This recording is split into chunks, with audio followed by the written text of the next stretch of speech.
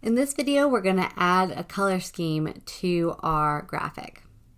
First, we need to open up our color guide panel. Go to the top menu, click on window, and go to color guide. And I'm going to go ahead and click and drag this whole panel over here to the side to dock it. And then we can click on the second one, which is the color guide, to open it back up. If your base color isn't already set to that purple that we've been using, you want to make sure that you have in your fill color 4E5CA9 and click OK, and then make sure that that is your base color. Then you're going to click on this drop down menu and scroll until you see the monochromatic color scheme. So not monochromatic 2, but just monochromatic. We're going to click on this button to save the swatch group to the swatches panel. So if I click on that, to see our new swatches in our swatches panel, we're going to go up to window and go down to swatches. Again, I need to click and drag that over to this panel to dock it. And so now in my swatches, I have that monochromatic color scheme that I just chose. I also am going to add another swatch group for the tetrad of that color. So if I go back up to my color guide, and I'm going to set our base color to a different color. So I'm going to double click in our fill color over here, and we're going to change the hexadecimal code to EE8A7B. And then click OK. And we're going to change it to a tetrad. So this one right here. And then we're going to click on that Save Swatch Group to Swatch Panel again. And when I do that, now I have another swatch group right here. So this one and this one are the two. This is the monochromatic one, and this is the tetrad one. To start coloring in our items on here, we need to go into our layers panel and unlock the sun and clouds layer and the waves layer. First, we're going to do our sun and clouds. So if I click on the clouds, I want those to be the second color from the left on our monochromatic scheme. So I'm going to select that cloud and make it that color. Select this cloud and make it that color. And then remember that this cloud is inside of our clipping group, so I have to click down in here on the target for the cloud, and I can change it to the second purple color. The sun, I want it to be the first color in our monochromatic scheme, which it already is, so we'll leave it right there.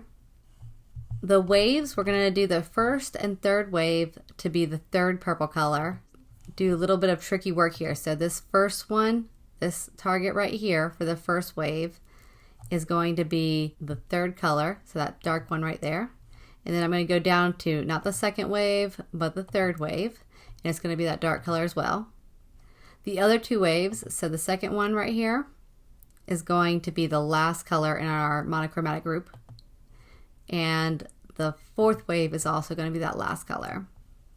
The ship, we want that to be, and I'm going to select it over here in our layers again, to be the first color, which it automatically was, so we can just leave it like that. Now we're going to apply a fancy gradient to this bottle. We have to go to our background in our bottle. I'm going to go ahead and lock the waves and lock the sun and clouds layers back. I'm going to unlock the bottle and grab that path back here in our bottle layer. And we're going to add a gradient that's going to use some of these colors right here. So with that bottle selected, making sure that that layer is unlocked. In our swatches panel, we're going to click on that tetrad color group, go to the hamburger menu, and go to create gradient. And that should automatically put our gradient back here inside of our bottle path. In our properties panel, I'm going to change the opacity back up to 100% so I can see the gradient at full color. And then our gradient panel popped up automatically. A couple things I want to do to change around this gradient. First thing I want to do is I want to make sure that it is a linear gradient, which is that first button.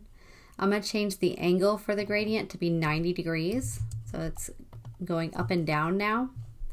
I don't really want this teal color inside of my gradient because I want it to look like almost like a sunset. So I'm going to click on the color swatch for that teal color and just press the delete key on my keyboard or hit the trash can over here to get rid of that color. And then I'm going to move this purple in just a little bit, that color swatch in. Click inside of here where the cursor has the plus sign to add a new gradient stop, and double click on it to go to our swatches. And we're going to choose the fourth color on our monochromatic color scheme. Click back over here to get back into our gradient. And then I want to move these around a little bit to get it look more like a sunset. So I'm going to change that yellow color stop, the location of it. I'm going to click and drag, and you can see that this number over here is changing. I want it to be around 30. And for the peachy color, I want that to be around 44. So I'm going to click and drag until I get to about 44. This light purple, I want to be at 64.